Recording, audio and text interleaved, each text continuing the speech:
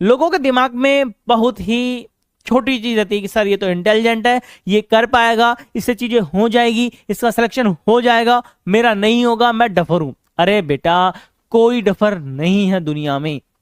आप अगर मेरी बात सुन रहे हो, सोच रहे हो, खा रहे हो, पी रहे हो, तो कैसे डफर हो गए आप? डफर तो बेटा गधे होते हैं, गधे।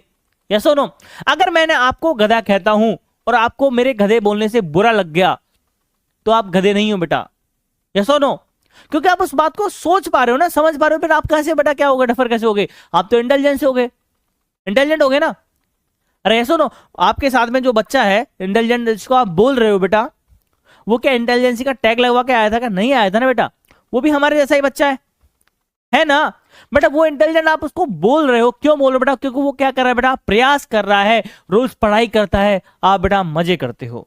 फर्क इतना है बस। और मजे वो सिर्फ और सिर्फ आपकी लैंग्वेज में है बेटा, वो कुछ क्षणिक मजे हैं।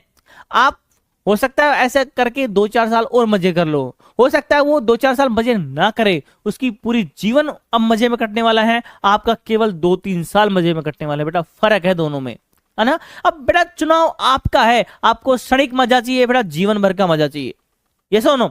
इसलिए बेटा पढ़ाई शुरू कर दो, है ना? और डफर और इंटेलिजेंट होने का बेटा बहम त्याग दो बेटा।